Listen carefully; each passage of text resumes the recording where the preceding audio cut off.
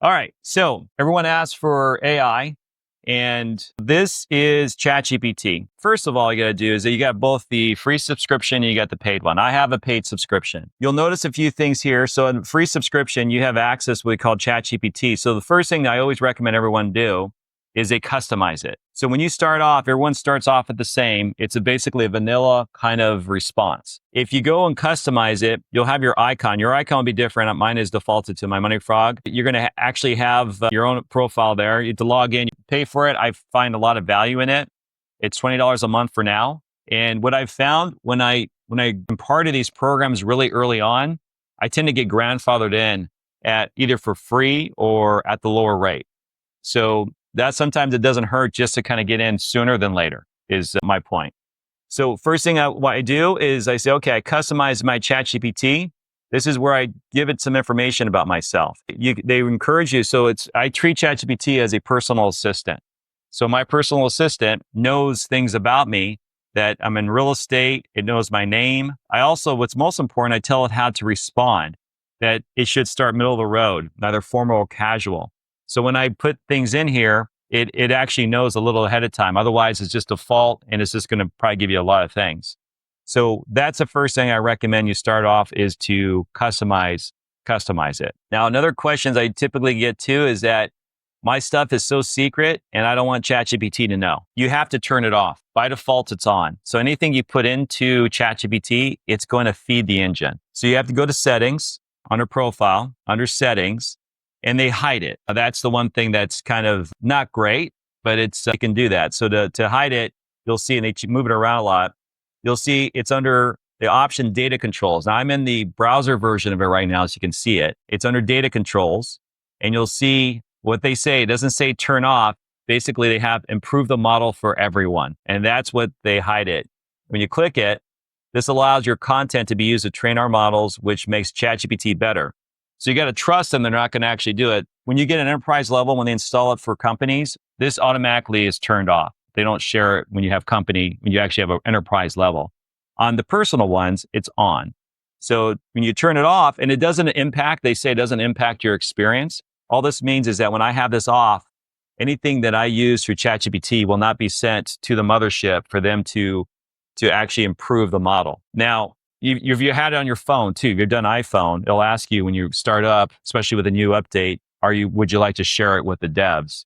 That's kind of the same option. So if you can, it's not going to hurt you.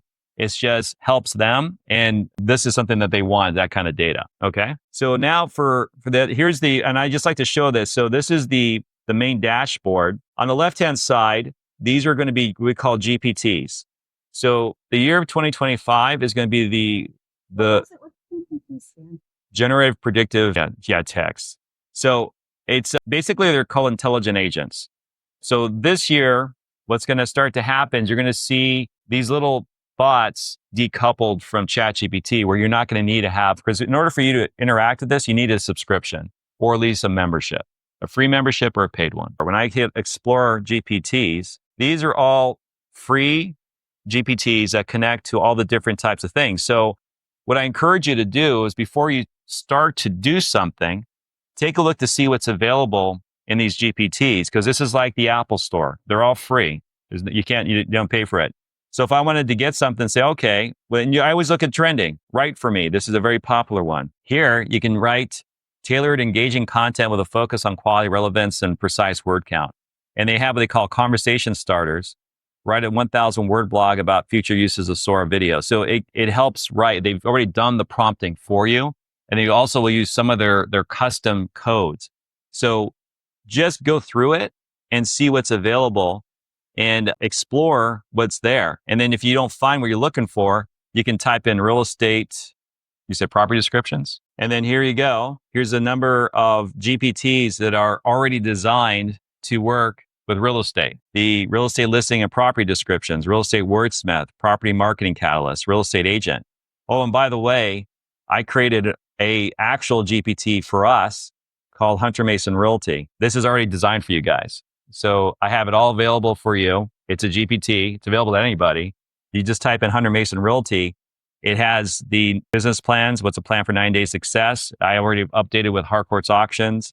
I've also had it to all the email letters that I would carry around in this big binder that has thousands and thousands of letters have been uploaded to it. So it has it as a way to kind of help prompt it. And then all the policies and procedures. So you can start here as well if you want.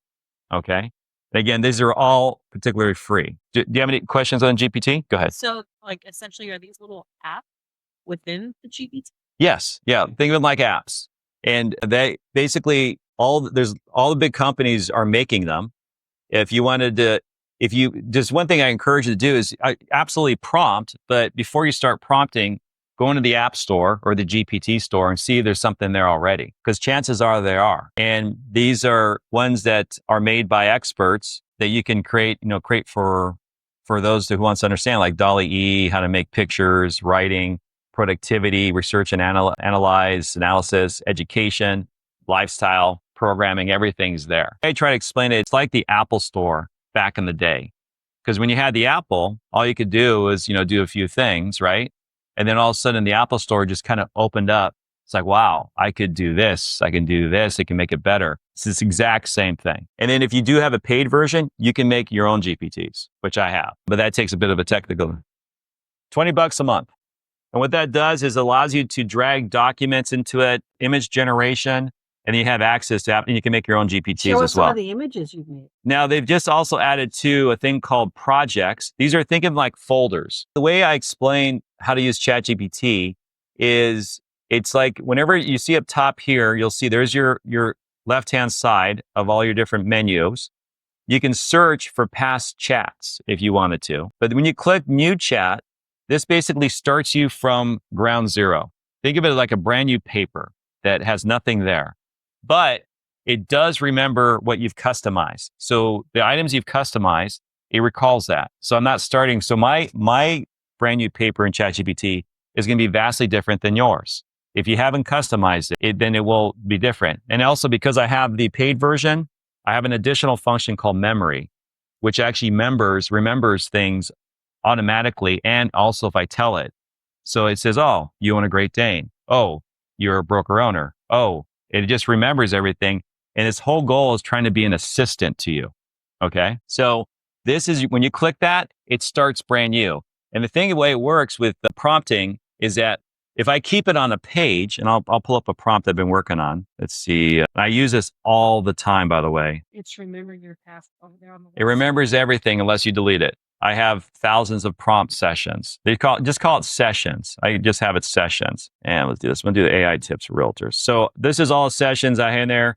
I'm about to do a podcast on a website. I use it to create all my content, write absolutely everything. It writes all my emails for me as well. So you'll see here that this has been remembered. I can save this because of the paid version and reference it later or add it to memory. But just remember, this is like this piece of paper. If I add to it, it's going to remember what was discussed previously. That's how it works. And if I want to, they've added a new feature called projects. So projects now creates like folders. Think of like a folder in a computer. It also puts in there as well. Is that only in the paid version? I don't know. That's a good question.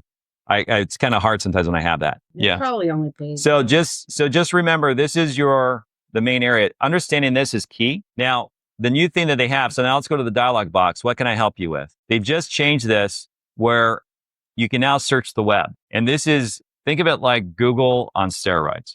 I can basically have it search. Everyone's heard they have like different types of searches. They're trying to do it on Google, but this one actually uses ChatGPT and searches the web as well.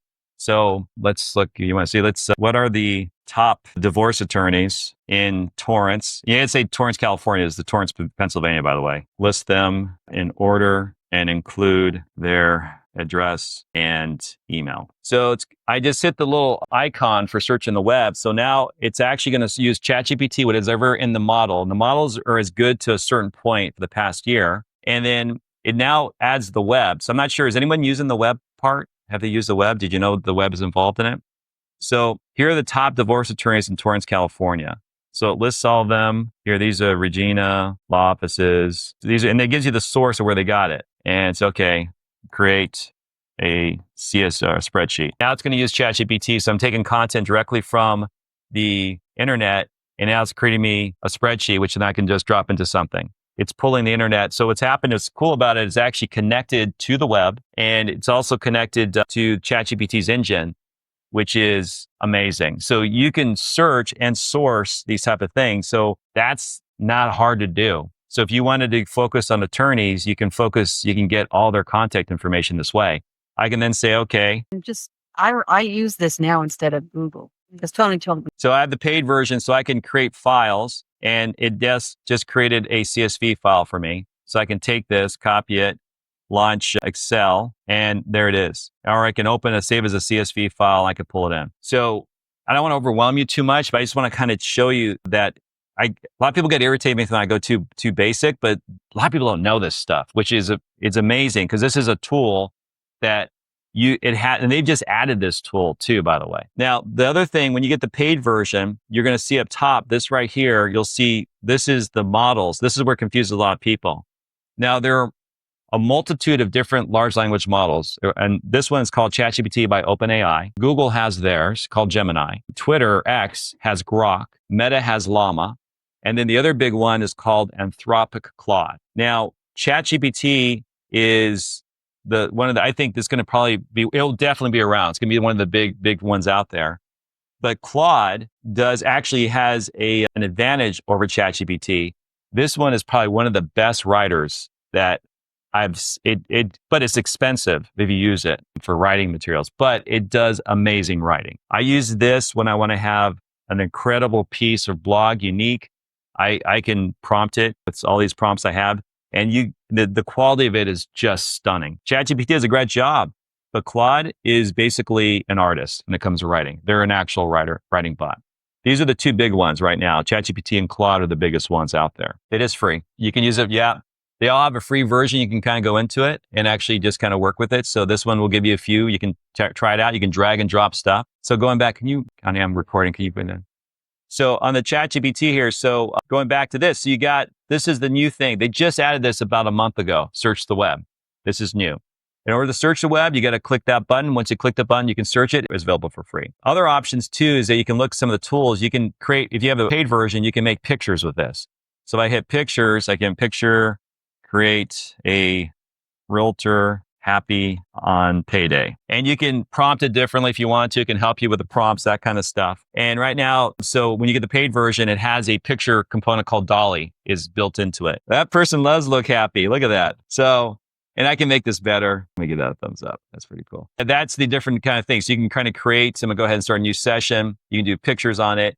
Now this also, I can attach files. So I have the paid version, so I'm able to attach files. I can upload it from my Google Drive, or I can take any file I want. And I'll show you what I usually do. So I will do the file here. And here, this is a member profile from NAR. It's about 200 pages. And the way it works is that PDF copies you can pull, and you can also analyze images too, by the way, which is amazing. So I just upload a PDF and I'll say analyze. You don't have to also. You don't even have to spell right. Yeah, no. Yeah. And they'll tell you what it is, upload a doc. So you can take documents and I always summarize it. It will also work with contracts too, by the way. So you can upload contracts, you can have it summarized. And again, you do need to read it. And there's a thing called hallucinations where the AI will make things up. So don't trust it 100%. You have to make sure you read it. And that's required, by the way. We require you to read everything before we publish it, just to let you know through Hunter Mason. But I can then say, okay, here's a document from that PDF document. And I'll show you how the document looks. Here's the actual document. So we're going to look at the document. I can tell you to read it. Yeah, thank you. So here's the document that I uploaded. Very dense. And this is great information. It has all this information. So this is what ChatGPT is processed. You can basically process any type of PDF document, 94 pages. They do this every year. And I can say, okay, summarize to a 5-year-old. So if you don't know, or to a 10-year-old, you can ask it to explain things to you. What's exciting about this, especially for school, is that this is the most patient educator you will ever meet. So if you don't know a subject, you can ask it any questions, as many questions as you want, and it'll just very, very patient about it. They'll tell you, okay, this and that. If you have, our son uses this all the time. He does. I didn't realize. Surprised me by that. I showed my son because we would sit down. I said, I wish we had this for you in math, because this is amazing for mathematics. And then I showed it to him, and he was really intrigued by it. And this is like just one time sitting with him, and all of a sudden he said, I told him, I said, He goes, oh, I've been using it. I paid for a subscription. I use it to put anything in there and it explains everything to me because he likes to hear it multiple times. And he goes, it's super patient. He loves it and it works quite well. And then now you have the content. There's like endless content. Write a 1,000 word blog about the successful agents. And it will write blogs. Again, Claude does a better job. It's going to do a pretty good job. And it's thinking. Yeah, so there's no excuse not to have content to put on your... Again, you're required to read it before it goes out there. So do not assume it's going to be great. Just you have to read it. And there it goes. This is based upon the article. So it also, you can say, you can also specify only based on this article, write a blog. And it now is based upon that article, Real Estate Industry Dynamic Competitive Field, and it just wrote a blog about that article with that content. Okay. So going back to the earlier question, so this is kind of going all the way back. How do you write a property description? So you can use one of the GPTs, the GPT I created, or you can say, we'll pull up a property description. Most of my property descriptions are all, let's see here, we'll do Lawndale, all written by ChatGPT. But again, you're required to read it. Yeah, you don't want any fair housing violation. This property, or you can, the kind of a thing you say, okay, you are a real estate agent, period. Please improve this property description for a 2-bedroom, 1-bath home for lease in the city of Lawndale. It has a private garage and a private backyard. The kitchen has been recently remodeled. Okay. So I'm giving you the prompt and I just spoke it. And then I'm going to paste the original one that was there. So you say, take on a persona. You can say, you're a real estate agent. Take on the persona and it will write differently. They'll write as a realtor, but you still have to make sure that it's good. So discover this charming 2-bedroom, 1-bath, freestanding home in the heart of Lawndale. Thoughtfully designed, this home features a beautifully remodeled kitchen, laminate flooring throughout, a bright, inviting layout. Enjoy the privacy of your own fully enclosed backyard, perfect for relaxing, gardening, or hosting gatherings. The home also includes an exclusive 2-car garage. It's actually 1 car, providing both convenience and storage, as the front unit offers a unique combination of accessibility and seclusion. Don't miss the chance to call this, I would probably take out the accessibility. Don't miss this chance to call this delightful retreat your next home. So I would make a few modifications. You can have it revised or just take a copy and put it on there. So that's how I write the descriptions. Which used to take forever. Yes. And your client can provide you a list of items. You can say include all these items in there. Again, you have to read it. It is true and documented that AI will make stuff up. And it also, you can't say that, oh, wow, I didn't write that, AI wrote it. When they get you on the shoulder for having an improper word or phrase in there. You can't blame AI. It's going to be you. So read everything that it does. Like I said, I would change a few of those things just because, and you probably get pinged, you put in the MLS as well. Any questions so far on that? Any questions in Zoomland? I have a quick question about that. I know photos or things like that, you have to say AI generated. What about text? Generated where? Well, I always use AI to enhance what I'm writing. I always read it and put it in my language, but you don't have to say for text that it was, came from No. AI generated. So you don't have to tell it. Where you do have to say it is if you write a book, and Kindle or Amazon will require you to say if it's AI assisted or AI written, but not for what we do. The assumption is, and the requirement is that whatever is drafted by a ChatGPT or AI is that you're reviewed by a licensed agent to make sure it's accurate. Just like what I'm just showing through here, I would make the changes to accessibility. I'd probably remove that. Then also is incorrect on 2-car garage, 1-car garage. But remember too that if it's inaccurate from the features part, the MLS does have it that is deemed accurate but not guaranteed. So it only when you have in the agreement is where it needs to fly. But you're right, you don't have to worry about that. That's only if you write a book, and that's a requirement they typically have on there. But almost everything written nowadays, all AI generated. And if people are not telling you that they're doing it on their phone. A lot of these companies are dealing with this. That's why we have the AI procedures in the company that we require you actually read it. That's a great question. So Tony, I have a question. When you start off writing this, you put, you are a real estate agent. Why do you say that? Because it already knows you are. So you are a real estate agent. I can also say, You said you are. Well, yeah. Watch. Wondering why you would do that. It's like because you've already, yeah. It's going to probably default for me, but I'm just like for you. It's like, okay, I'll do this one here. You are a mortgage broker. Revise. You also, you can ask questions. So a lot of times when I have like tax questions, I will tell, okay, you're an IRS agent. Tell me what I'm seeing or what I'm not seeing. And I'll upload documents. It's a consultant to me. It takes on personas. Just remember that these LLMs basically are the repository of anything written by mankind. It's mind numbing. They actually, anything written from the beginning of time to about a year ago, these LLMs have synthesized and made this into the system that you can fully interact with. It does an amazing job of pretending and kind of being this, because you're going to see these type of things. It's going to replace, it's going to enhance, let's say enhance. It's going to enhance a lot of professionals with all this knowledge. It's hard to compete with this. It's actually becoming intuitive. So that's a lot of times you say, okay, pretend to be a mortgage broker. They'll use different types of verbiage and all that kind of stuff. So that's why I say that's the kind of a extra step. If you say take on this persona, your output will be completely different than general. But you're right. If I by my customization, because it knows I'm an agent, it's going to default to that automatically. Yeah. Long response to your question. All right. Any other? Yeah. Tony, one additional question. I tend to just open up ChatGPT and where it says message right there, I just continue with new things all the time. Am I confusing it? You are. Yeah, I would recommend. So if you have a good, whenever I have a good session, I always save it. I will archive it, but I always start brand new. Go ahead. So if you go on the left-hand side, and this might be a paid thing. So here's that property description. This shows all the things we've had here, what we just done. If I click on it, I can actually go back to that session and revisit it. So if I wanted to go back, I can go back to those sessions and you see how it keeps them. So it's not one lengthy one, because you can absolutely do what you're doing and it's not right or wrong. What is happening is it's recalling kind of that whole thread. So for me, I keep brand new. So I keep it very kind of compartmentalized. And if I do have a good session with it, then I'll save it and archive it. And I believe that's a paid feature. With the archive, you'll see there's a little buttons here for options. This actually probably be better here.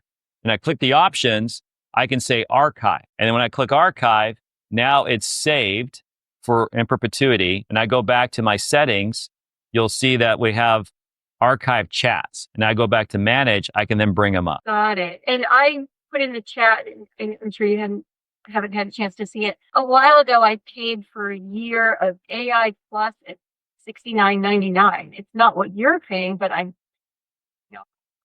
You did a year? That's a great price. I don't know what. Yeah, because it'd be 120. Yeah, that's like I said, I always pay early. I've never, if I like something, I always get into it right away. It's been great.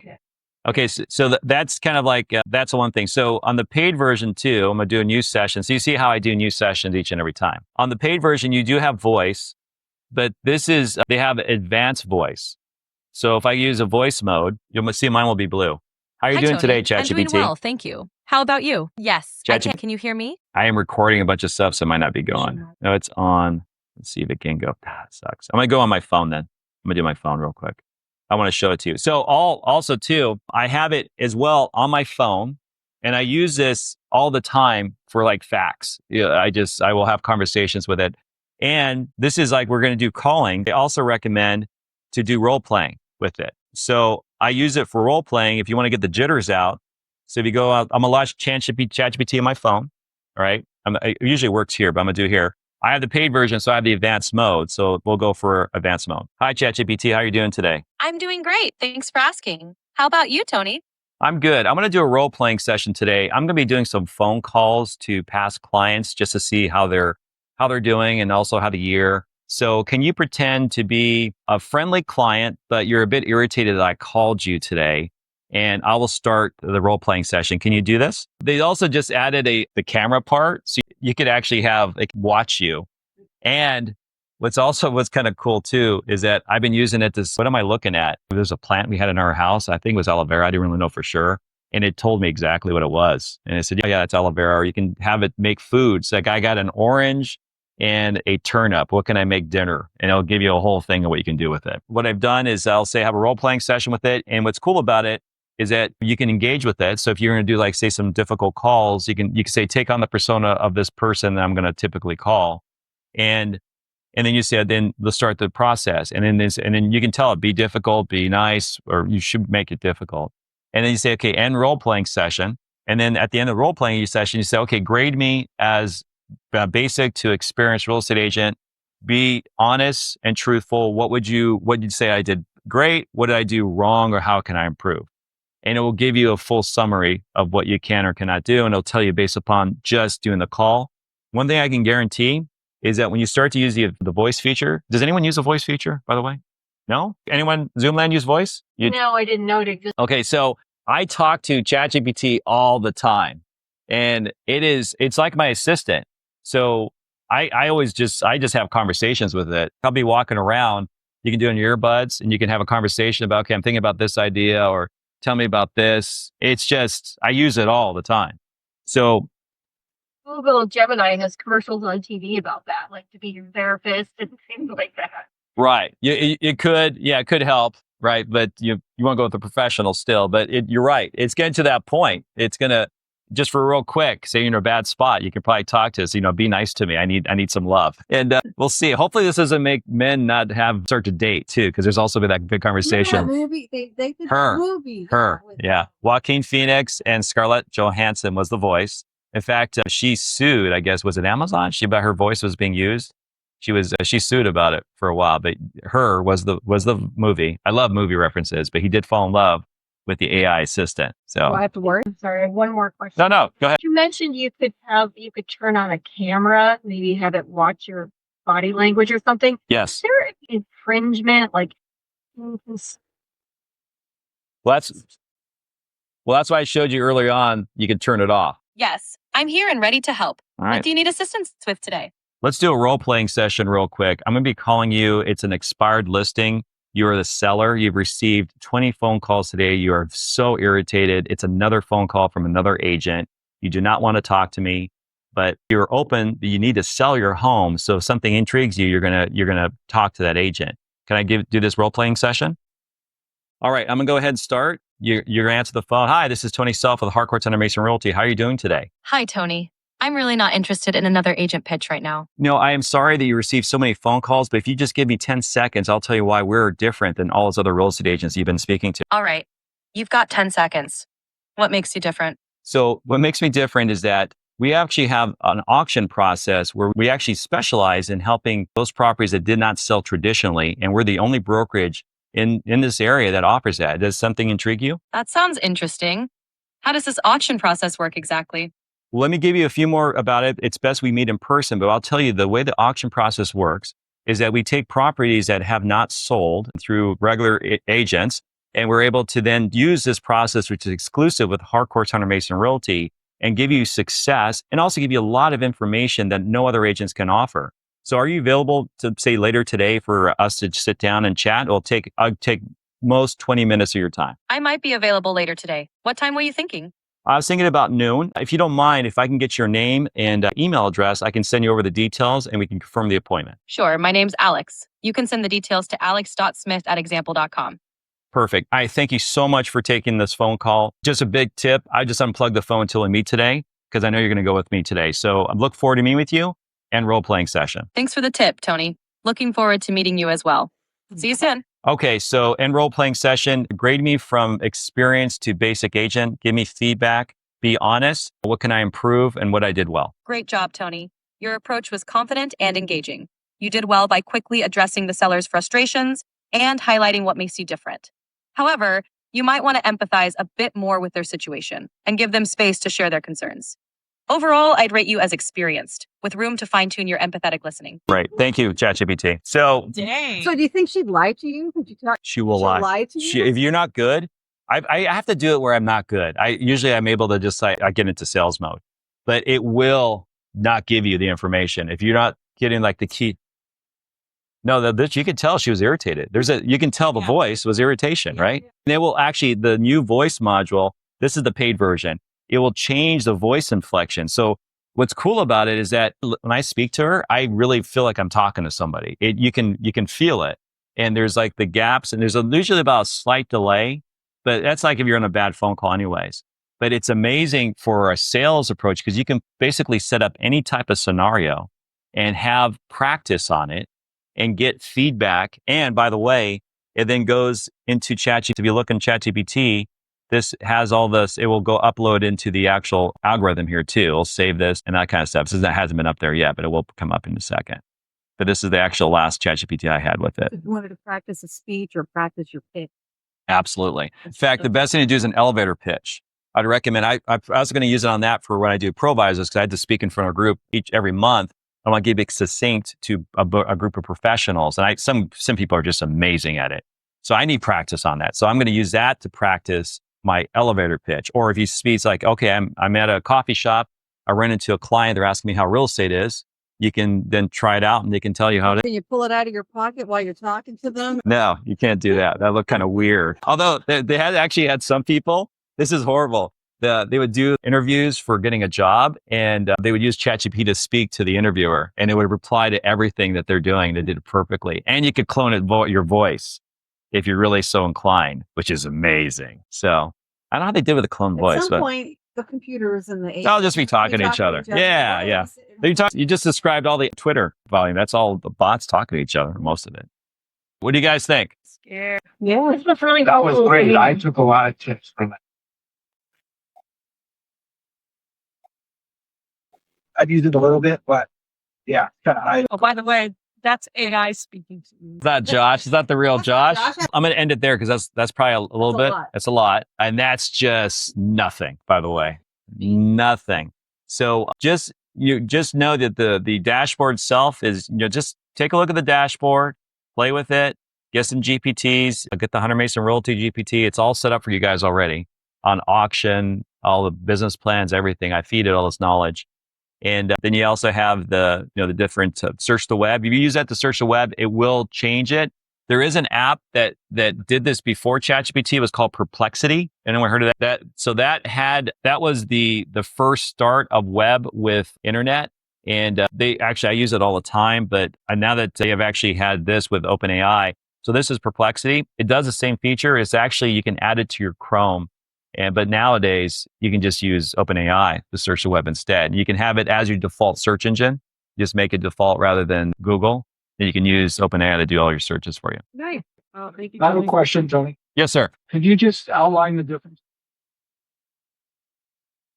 Yeah. So on the paid version, you get to use it for, you have all the different types of engines. So if you look here, you have this down bar. You can do GPT-4o. This is the advanced reasoning one. This does not have any features where I can use the web on it, but that's supposed to be at the skill level of a PhD. It also does advanced reasoning. I'm also able to upload and use the picture part. On the free version, you can access these things, but you can't create it. They also throttle your use of it. I use it all the time, so I was getting throttled. So that's why I went ahead and got the subscription. And also you get the advanced role-playing session I saw you as an advanced AI voice. It does have a basic voice where it first started about a year ago for the free version. But the AI advanced voice is the one that has the inflection and also the camera parts for the paid version as well. You're welcome.